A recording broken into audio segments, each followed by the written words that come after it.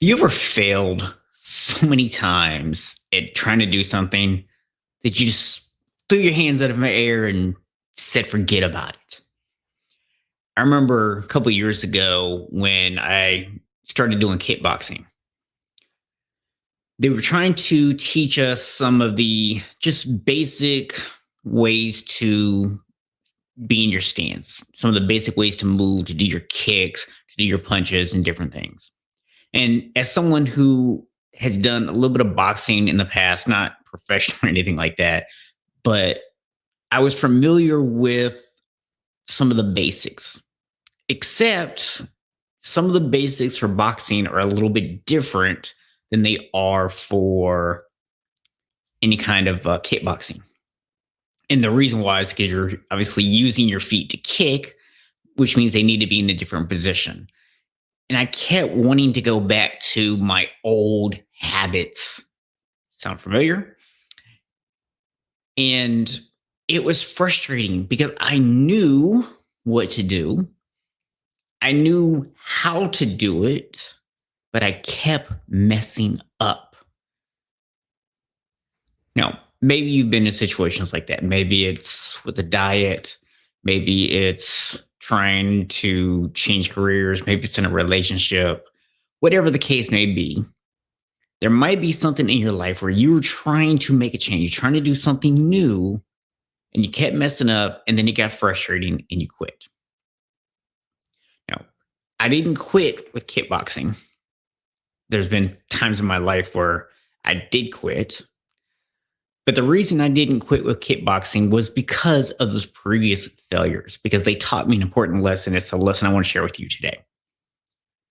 That lesson is it's all feedback. That's right. It's not failure. You didn't mess up, you learned. Now, where this gets tricky is most people they hear that and they go, you know what? If it's something I truly don't know, if it's truly a 100% new thing I'm learning and I don't know how to do it, I can accept the fact that it's feedback. I can accept the fact that it's not really failure. But when you know what to do, when you know how to do it, but you're not doing it, and you keep messing up, it becomes a little harder to believe, doesn't it? But here's the thing, just because you know how to do something, just because you know how to do it physically, just because you understand it mentally, does not mean that you should automatically be able to do it. You see, there's the difference because being able to actually do something requires certain skills. For example, if you had an injury that made it where you could not walk for a while, at some point you will be able to walk again. Well, let me rephrase that a little bit. Assuming that you're able to walk again, what will happen is even though you know how to walk, you understand the physical act of putting one foot in front of the other. It's something you've done in the past. You intellectually understand walking. Your muscles won't be strong enough yet.